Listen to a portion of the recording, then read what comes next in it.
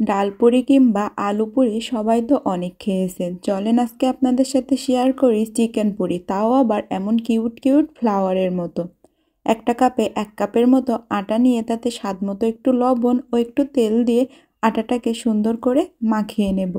এরপরে পরিমাণ মতো পানি দিয়ে একটা ডো তৈরি করে নেব, যেভাবে নর্মালি আমরা রুটি পরোটার জন্য ডো তৈরি করি। আর ভিডিওটি পেজ থেকে দেখলে পেজটা ফলো করার অনুরোধ রইল, ইউটিউব চ্যানেল থেকে দেখলে ইউটিউব চ্যানেলটি সাবস্ক্রাইব করে রাখার অনুরোধ রইল। এখন চিকেনের পুরটা তৈরি করে নেব। সামান্য একটু তেল দিয়ে 1 কাপের মতো পেঁয়াজ দিয়ে পেঁয়াজটাকে একটু হালকা লাল লাল করে ভেজে নেব। পেঁয়াজটা লাল করে ভাজা হয়ে গেলে সামান্য একটু পানি দিয়ে স্বাদ মতো লবণ, 1 চামচ হলুদ মরিচের গুঁড়া, ধনিয়া জিরার গুঁড়া ও গরম মশলার গুঁড়া দিয়ে মশলাটাকে খুব সুন্দর করে কষিয়ে রান্না করে নেব। মশলা থেকে যখন তেল ছেড়ে আসবে তখনই আমি আগে থেকে কিছুটা চিকেন সিদ্ধ করে রেখেছিলাম। সিদ্ধ করা এই চিকেনটা এখানে দিয়ে 4 থেকে 5 মিনিট কষিয়ে রান্না করে নিলে তৈরি হয়ে যাবে চিকেনের এই কিমাটা।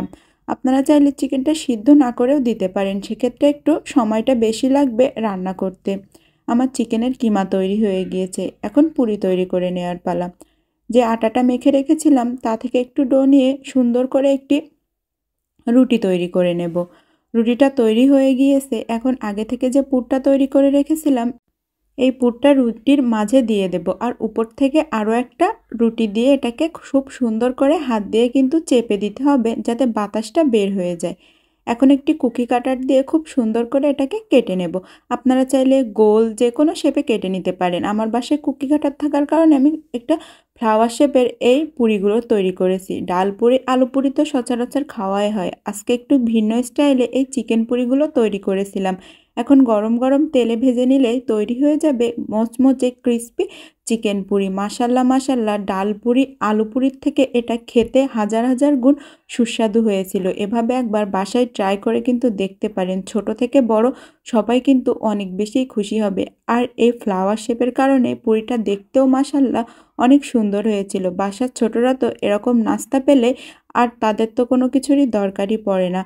আমার পুরিগুলো এখন ভেজে আমি উঠিয়ে নিয়েছি, অনেক সুন্দর হয়েছে আর অনেকটা বেশি ক্রিস্পিও হয়েছে, আর ভিতরের তো চিকেনের পুরে ঠাসা। ভিডিওটি ভালো লাগলে একটা শেয়ার করে দিবেন, সাথে কমেন্ট করে জানাবেন আমার ভিডিওটি কোথা থেকে দেখছেন, আর আজকের এই চিকেন পুরির রেসিপিটা আপনাদের কাছে কেমন লেগেছে। আর বাসায় তৈরি করলে তো অবশ্যই আমাকে একটা কমেন্ট করে জানাবেন।